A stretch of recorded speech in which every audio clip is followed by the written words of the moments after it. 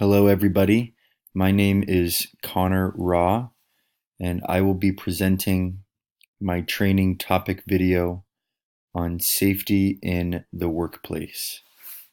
This has been a pertinent topic that I have been very interested in my current position as a nursing home administrator, where I supervise nursing staff, housekeeping activities, laundry, dietary, and multiple other departments where safety is something that hasn't been a primary focus, and we have had multiple injuries, which I will discuss here in my presentation, which has caused me to focus on this presentation to improve the overall safety and the safety culture in my workplace.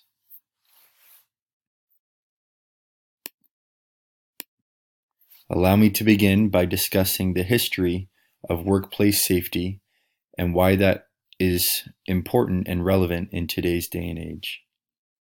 In order to understand why workplace safety is important today, we must first look about a half to a full century ago, when we can see in present-day workplace safety practices, they simply did not exist 50 to 100 years ago. Most have been developed in the past half century, and they have all been in a focus in an effort to protect the worker. Back in the year 1877, there was a law that was passed which required many modern-day safety precautions that we now consider commonplace, such as fire exits and egress plans. In the year 1912, experts have estimated that 18 to 21,000 workers were killed due to injuries in the workplace. When I learned this number, this was absolutely dumbfounding to me that many workers were killed in the workplace. Today, that number has dramatically been reduced, but 1912 was not too long ago. In the year 1911, the United States workers' compensation laws that we now live and follow were enacted. Rapid developments have since become commonplace since then. In today's day and age, collecting data can be very beneficial to discover trends and pinpoint areas of weakness.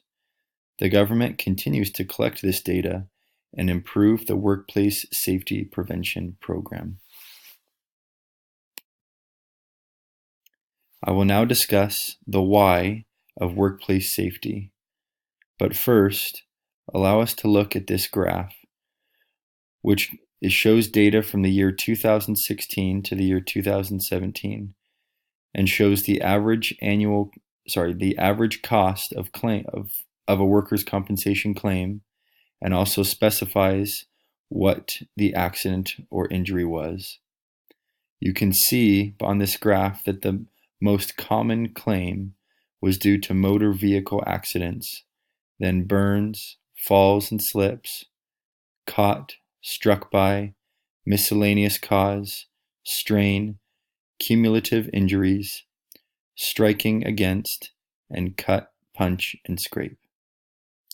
You can see in the middle of this graph that the average cost per claim was right around $40,000, or to be specific, $40,000.51. This is a large number per claim, and most companies allow themselves to budget for workplace injuries, but this is still a great area of opportunity that companies can focus on to improve their net profits at the end of the year. We've discussed the overall cost of workplace injuries and how this creates a tremendous opportunity for businesses. And we can also discuss that, quote unquote, taking care of employees and focusing on them and putting safety first and ingraining that in company culture has the potential to increase employee and company morale. Since we have discussed the why of safety, it is important now to discuss the how of safety. First and foremost, continuous education is the key to success in workplace safety. Those in charge of education and management must consistently put education at the top of the list of key focus training topics. This will allow employees to understand from management how important safety is, and will cause it to be on the front of their minds. It is also very important for management during the hiring process to not only set expectations for their workers, but to create a good company culture that's focused on safety and teaching best practices to give them the necessary tools that they will need to be successful. It is also shown, evidence has shown that celebrating success and putting goals in place has the potential to increase the amount of focus that staff have on safety, and also to reduce the amount of workers' compensation claims. If this is something that is not being implemented in one's workplace, it has been shown to increase the amount of the focus and reduce the amount of workers' compensation claims. Since doing this presentation and doing my study in my workplace, I have put a special focus on celebrating success in the workplace. And on a monthly basis, I invite all of my staff members who were employed for the month prior. If we were accident-free for that entire month, then we have an opportunity to get together and celebrate and recognize those who are promoting best practices. I have found that to be successful in my experience.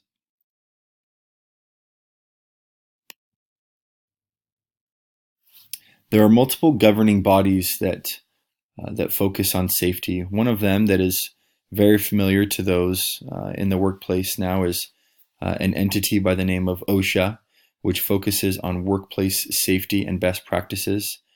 They are a governing body that has the ability to investigate a workplace, and if they are not following the standards set forth, then they have the authority to give fines and penalties in order to financially motivate a business or institution to become compliant with the laws that have been set forth.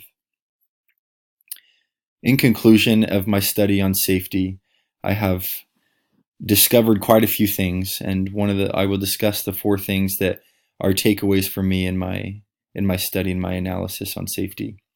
First is that workplace safety must be a consistent focus training topic amongst all staff members.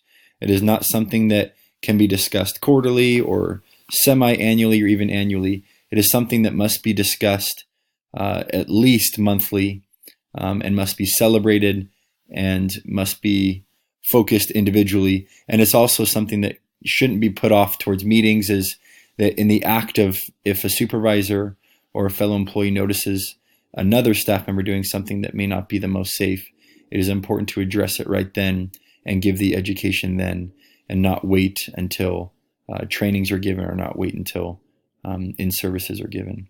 The next thing I have learned is that effective best practice training must be delivered by competent individuals who have experience and education in regards to those practices.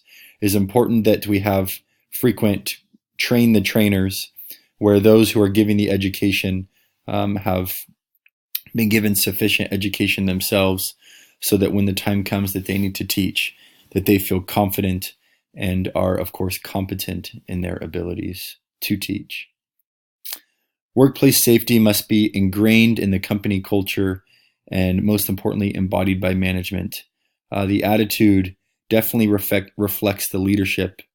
So it is important that management and leadership has that culture of safety embodied in their mission, because this will inevitably trickle down from leadership. It is also important to remember that injuries in the workplace are inevitable and they are bound to happen. It is important to recognize that when these do happen, we must address them promptly, but we must also be focused on creating an ongoing culture of safety. Of course, celebrating success, managing the injuries effectively when they happen, and making sure that we give proper education and support and training to those when they do happen. It has been a great experience studying safety and learning this and having a great opportunity to implement the things I have been learning in my workplace presently. And it has been very beneficial, and I have enjoyed learning all that I've learned about safety and giving this presentation. Thank you very much.